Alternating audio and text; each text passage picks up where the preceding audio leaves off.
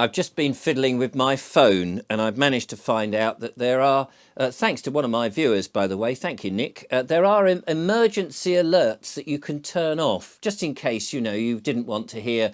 I don't know if the government wanted to send out an emergency alert to say there's a 4-minute warning and stress you out, even if it's just a practice thing, and making your phone light up and vibrate and sound really worrying and frightening. You can turn it off. I'm not suggesting that you should or anything like that. You might want to be in the loop in case there was a 4-minute warning and you had to go under the bed and put a paper bag on your head. But apparently you can turn it off in your phone. It's just good to know, isn't it, that if you wanted not to have interference or frightening messages coming to you, that you could do that.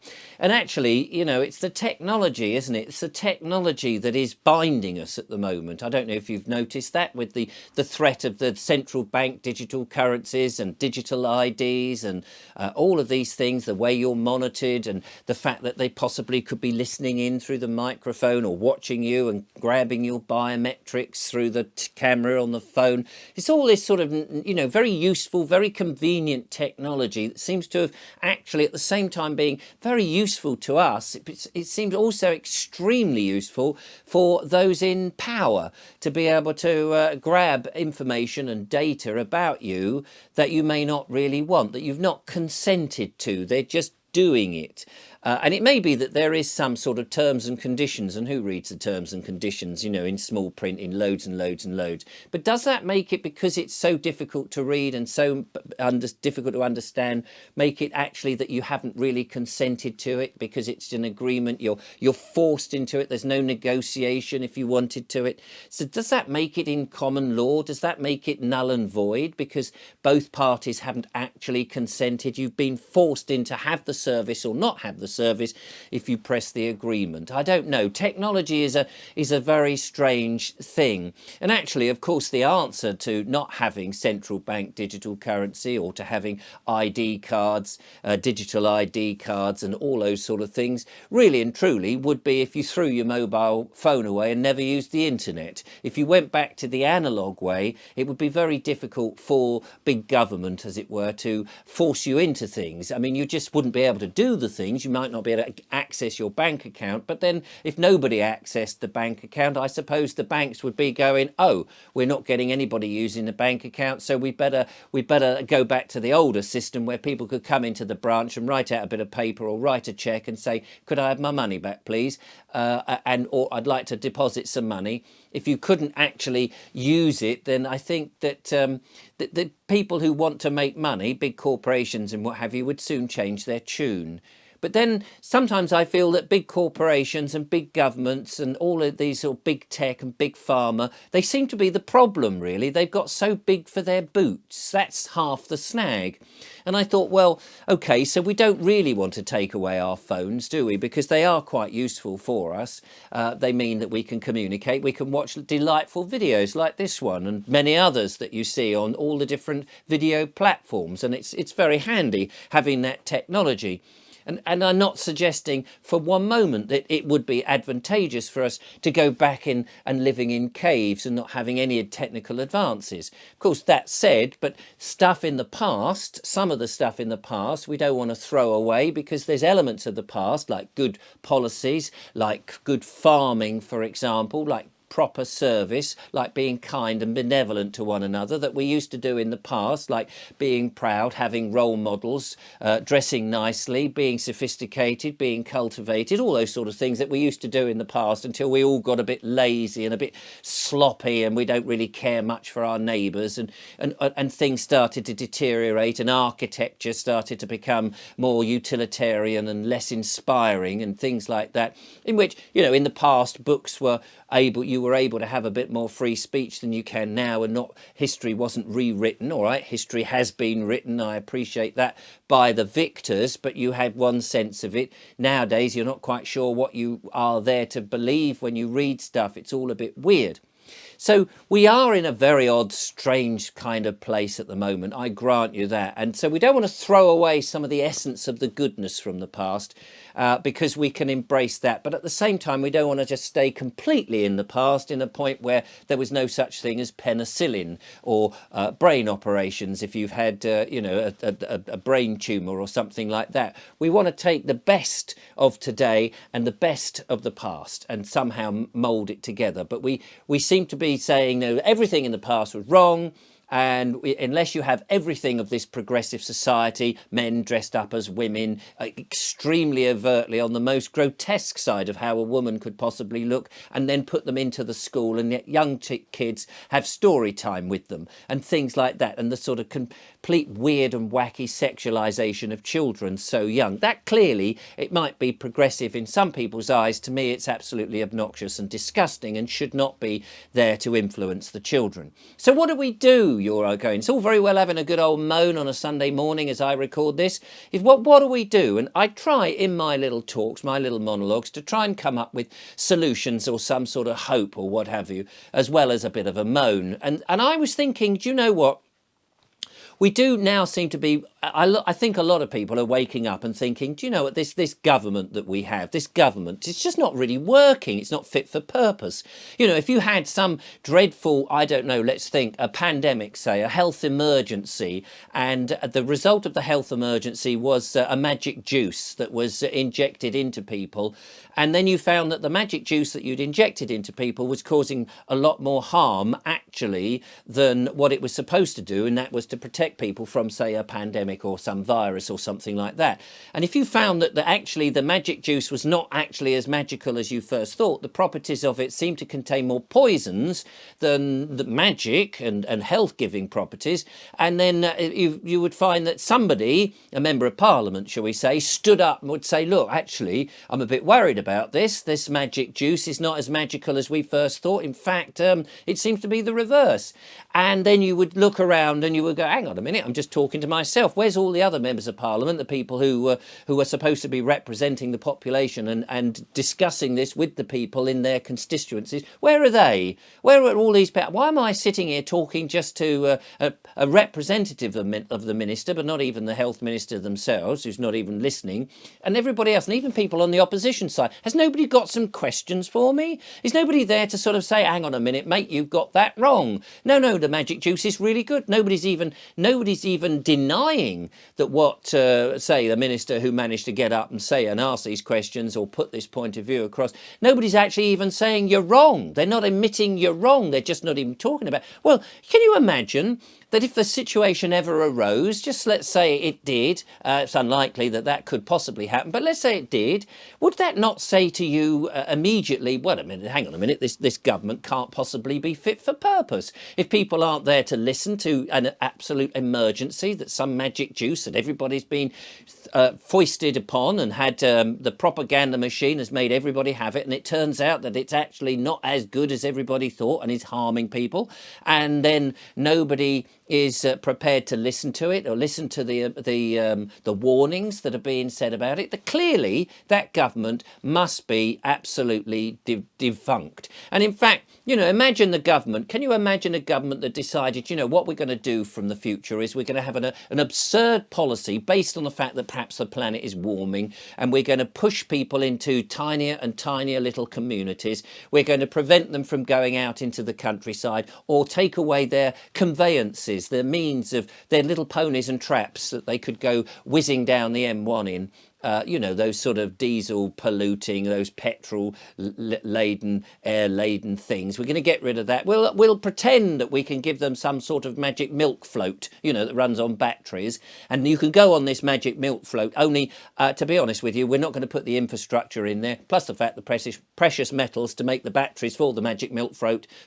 There's not really enough of that. We couldn't really train up enough engineers to put it in. Nobody's actually putting the technology into the ground, if you have a look anyway. So our little proposed project of getting up to this 2030 sort of get rid of all the cars, get rid of all the petrol, that sort of thing, isn't actually happening. It's sort of a bit of a con, really. We're just going to pretend that it's an option. And even though people are disputing that it could even work, we're not even going to entertain the idea that it doesn't work, because we know what the science is. And there's only one science, our science, and nobody else's science. So, it makes perfect sense. Can you imagine a government who had policies like that? Policies where they said, we're going to change the currency. We're going to have a central bank, and everything that you buy is going to be examined. And in fact, it's programmable currency. So that if we decide that you've had too many meat pies or you've travelled in your vehicle too far, we're actually going to curtail that. We'll stop you from buying things. We'll stop you accessing the internet. If you said something on social media that was a little bit naughty, no, don't. If you said something like that, well, we're going to curtail that as well. Can you imagine a government that could possibly want to do that? And you think, seems familiar, doesn't it? So then I started to think, well, what would be the solution? Because I do like to try and come up with hope rather than fear. I think any government that would run based on fear and send you terrible messages on your phone, say, oh, the world is going to end, oh dear, yeah. It's nothing to do with the fact that they may have sort of contributed by sending guns and weapons and troops into a situation which may have escalated a situation so that actually they would be in the situation in which they're going, oh no, the world's going to end, we'll send you a message. Mind you, I've turned my messages off so I don't hear any of that rubbish because I just don't want to be frightened by it. So what was my solution, I hear you cry? Vobesy, get on with it, you're saying. Get on with it. And I thought, well, wouldn't it be interesting as an exercise, a purely simple exercise? It's just an opinion, it's just an idea, it's not necessarily what I'm dictating that you should do. But let us say you've got the government over here, the two-party government, and there's, the parties that pretend to be so different on their sides, but actually a fag paper between the two really doesn't make any difference. You've got one that is a dictatorship and a tyrannical government, and then you've got another that wants to be even more dictatorship and tyrannical. I mean, it is a bit bonkers. And they pretend that they are the opposition, that they are looking at the alternative situation. But actually, the alternative is they just want to whip you harder and make you herd you quicker and lock you down faster. Anyway, so that's that system of government, which is, all very interesting and very nice. And nobody really would want that system, I don't think. And then I thought, what would happen if a number of people got together and mirrored that government? They would have mirrored it. So they might have a very large village hall that they hire, and they started to debate what the government are doing, but they debated it in a different way. They actually had perhaps two parties, one that was perhaps there for, I don't know, traditions, conserving the landscape, conserving the industry, protecting the borders, making sure that the police would stand for no nonsense from real criminals, but would be there benevolently to help people if they have all sorts of problems and that sort of thing, would educate the children nicely. And then on the other side, there would be one that was saying, well, yeah, we kind of agree with some of that. We'd like to be a bit progressive, but we feel that we're there for the workers so that nobody is put down upon, nobody's rights are infringed, that people aren't enslaved in any way, that large corporations can't take advantage of things. And so you'd have sort of people working, both basically trying to work together on the best for people in the country, because it would be the people in the country who put it there. So you sort of have a mirrored system, right? They would have no actual real power at all, but you could televise it, and they would have debates about certain things, saying, actually, do you know what we're going to do with the police? Well, instead of making the police this force that is there to sort of penalise and capture everybody who speeds or goes over 2 miles an hour over the thing, or has said something terrible on Twitter, maybe they would say, well, what we want to do is perhaps make the police a lot more friendlier than they were before, perhaps put them back on the beat, make them present, but make them integrated with the society, integrated so they know who little Johnny is and old Granny Smith and who she is and all of that. What are we going to do with the education? Well, we're certainly not going to sort of rewrite history. We're certainly not going to push certain agendas on the woke side. We're just going to concentrate back on history, on proper learning, being benevolent to the children. Maybe even, here's a radical idea, saying that when you're out of school you don't have to worry about homework, that actually we're going to try and make the school syllabus not so much about being, I don't know, good obedient servants, and that you must do that show them more about life in school. So they would debate all sorts of things that basically are about us, and our life and what have you. as well as debating, oh, there's going to be this war with, what should we do? Well, maybe we should just pull our troops out. Well, maybe we won't get involved in any of this. Maybe it's none of our bloody business. Maybe we should be a little bit more independent. Maybe that what we should try and do is encourage more independent shops so that these big corporations, they'll start to think twice. We'll encourage people to set up businesses. So the supermarkets, for example, with their food, they can carry on doing what they're doing. But if we have smaller independent where there's a better choice of product, more fresh, we'll encourage farmers to get out there and actually farm and make food. We'll encourage young people to get into farming, and we'll encourage these farms to be smaller and less monoculture. We'll encourage more wildlife to come around the farms. We'll encourage all of that. So they would debate basically what perhaps a government should be doing, and I'm saying should because it's not for me to dictate what they would do. But can you imagine if there was a parallel government, the parallel government televised debating stuff that actually made sense, that actually would help people, that people go, oh, that's an interesting policy. I wonder why that mob who want to be the dictators and go up and down with their whips and do all their goose steps and things, whereas this one, it's actually, although it would have no power, it would be fascinating to watch how the general public would be listening to the arguments that they're talking about of the day, and how a country could be run. How you would say, well, what's this place, these think tank, what are they called? World Economic Forum? No, we'll have nothing to do with them. They seem to be a bunch of psychopathic nonsense makers. So we won't have anything to do with the World Health Authority. No, I don't think we need a health authority that's top down, one size fits all. I think that actually this part of this government may be saying, actually, health is a very individual thing, that whatever a doctor does, it should be based on the individual's health, not one size fits all, not we're going to do this. So what would we do in a pandemic? Would we mandate some vaccine? Well, firstly, we would make sure that the vaccine, if it was a vaccine, is not experimental. We wouldn't experiment on the public as if they were guinea pigs. Can you imagine that sort of debate? Well, what is the science then? And you'd have them actually say, well, let's get those people in who were talking about the Great Barrington Declaration. Let's find out from that. Let's air it publicly. What are we going to do about the mainstream media? We're going to ignore the mainstream media, basically. We'll set up our own mainstream media.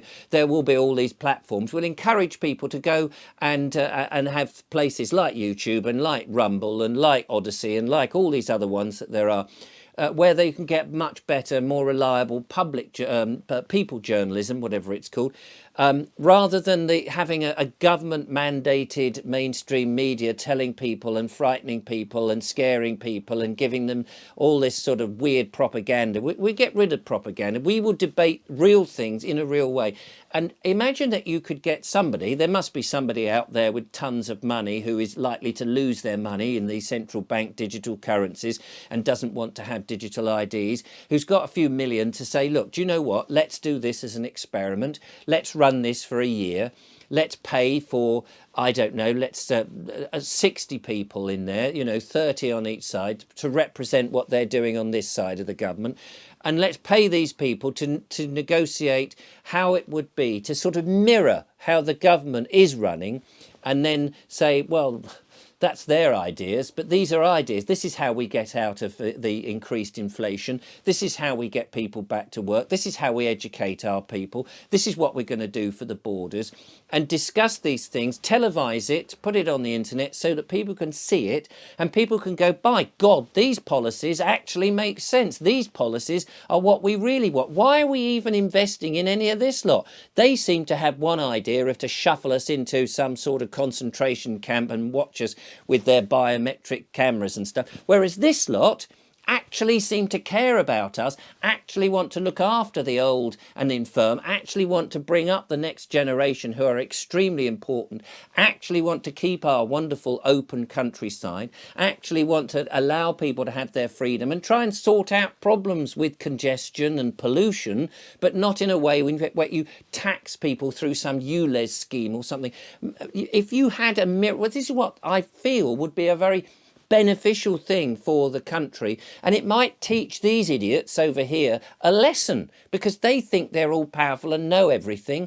But it seems to me that we have seen just how ignorant and stupid and one demented thinking they have, whereas this lot is actually likely to come up with solutions which are going to be very beneficial for this land and the people in it. It just seems to me. So if anybody out there happens to have a few million in the bank and thinks, actually, we do need to do something, I want to invest in some way of saving this country, don't give your money to these parties and hope that you're going to get a knighthood at the end of it. Invest, do something sensible with it, be a bit more philanthropic, and see if we could not just have, I'm saying they don't have any power. The only power they have is to influence the minds of the general public, who would start to hear proper debate, proper ideas, proper policies that would come out. And you never know, the public may say, actually, if there was a choice between this old mob in their old-fashioned way of doing things and dictated and tyrannical way, maybe this mob should be the ones who are in power. And you never know how things could turn out. Just an idea, just a thought. Anyway, I better go and check that there's no emergency measures. Oh no, it's just a text from my lover, and that's lovely nice. Anyway, thanks for listening, and I will talk to you soon.